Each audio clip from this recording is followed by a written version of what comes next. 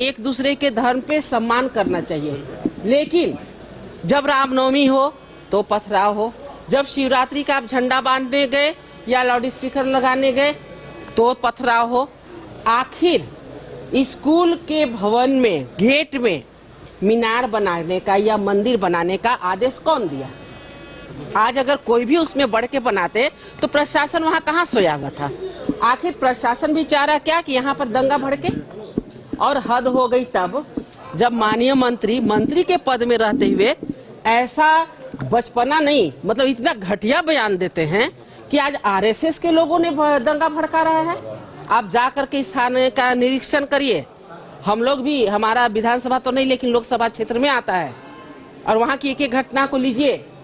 लोग क्या कर रहे थे? चूंकि महाशिवरात्रि का पर्व है, लोग झंडा बांध रहे थे, लाउड स्पीकर बांध रहे थे। प्रशासन ने आकर के समझाया भी, हाँ भाई, कि महाशिवरात्रि 2 दिन का है, 2 दिन तक ये लगेगा, किसी को कोई फर्क नहीं पड़ना चाहिए। आराम से लोग अपना काम कर रहे थे। आप आते हैं, गाड़ी में आग लगा देते हैं, गाड़ी को कुआं में डाल देते हैं, पथराव शुरू करते हैं। ये आदेश किसको मिला? कौन दिया? कहीं ये मंत्री जी तो नहीं दिया आदेश? कहीं मंत्री जी तो असामाजिक तत्वों को वहां नहीं भेजने का काम किए?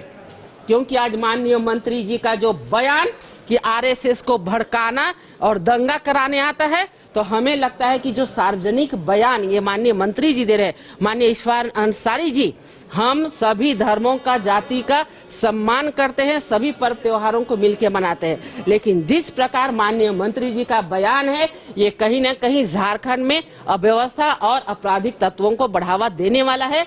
इसलिए इसे कभी भी माफ नहीं करना चाहिए और निश्चित रूप से सरकार को संज्ञान में लेना चाहिए। और ये हेमंत सरकार अगर चाहती है कि उनके माननीय मंत्री का ऐसा बयान दे करके और लोगों को भड़काने का काम करे, तो फिर यहाँ पर हम सब भी कोशिश करेंगे, शांतिपूर्ण वातावरण रखने का कोशिश करेंगे। लेकिन अगर माननीय मंत्रीगण इस प्रकार का हरकत करेंगे तो इसके लिए हम लोगों को भी कड़ा रुख अपनाना है। सीपी सिंह जी को भी सलाह देंगे, आप बोल रहे हैं मदरसा से पढ़ता है वही सब करता है। देखिए, बच्चा कोई दोषी नहीं होता है और बच्चों को हम दोष नहीं लगाते हैं, और जो दोषी हैं उन पे हर हाल में कार्रवाई होनी ही चाहिए। वो कोई बच्चा हो, कोई बड़ा हो, कोई भी हो। लेकिन आप एक इतने उच्च पद में हैं, यहाँ पर आपको जनता ने भेजा है चुन करके कि उनकी समस्याओं को यहाँ रखें, उनकी भावनाओं का कद्र करें। और माननीय मंत्री जी जिस प्रकार का बयान देते हैं सार्वजनिक तौर पे, ये कहीं से भी क्षम्य नहीं है। हजारीबाग ये अनरेस्ट क्यों हो रहा है? हाँ, देखिए, इचाक में हजारीबाग जिले में जो घटना घटी, ये घटना क्यों घटी, सबसे पहले ये प्रश्न चिन्ह है। उर्दू विद्यालय में आप मीनार बनाने का परमिशन जिला प्रशासन ने कैसे दिया? कोई भी स्कूल है, वो सरकारी स्कूल है, उसमें मीनार बन गया। मीनार में स्कूल के बाउंड्री से लेकर गेरुआ झंडा लगाने का काम हुआ।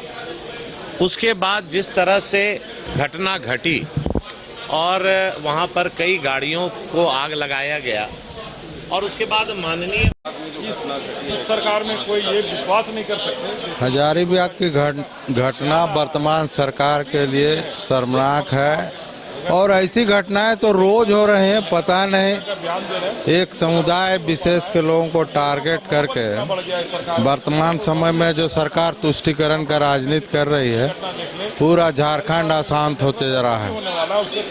सनातन धर्म के लोग अपना जुलूस भी नहीं निकाल सकते हैं, उनके ऊपर पथराव होता है। सरकारी स्कूल से पथराव हुआ है, पूरा उसका प्रमाण है। इसके बाद भी संवेदनहीन सरकार का एक मंत्री किस तरह का बयान देता है, तो समझ में आता है कि वर्तमान समय में कैसी सरकार चल रही है। ऐसी सरकार से किसी भी तरह का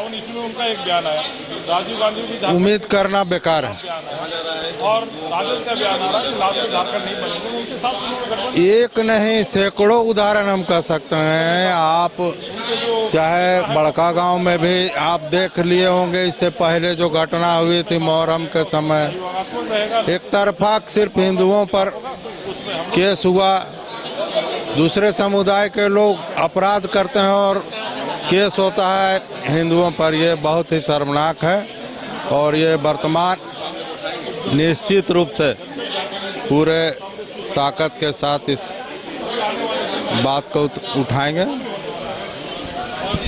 विश्व स्तरीय मेडिकल सुविधाओं से युक्त रांची का देवनिका हॉस्पिटल, जहां है neonatal ICU, burn intensive care unit, modular operation theatre, 24/7 emergency trauma service, multi disciplinary ICUs, emergency care, MRI, CT scan, advance cath lab, fully automated path lab, echo, ultrasound, ultra modular patient beds और pharmacy.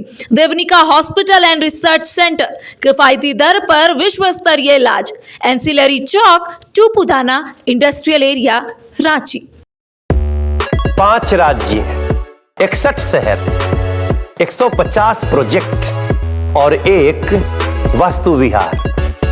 नई सोच, नया घर, बनाए रखिए अपना प्यार, सेवा में है वास्तु विहार।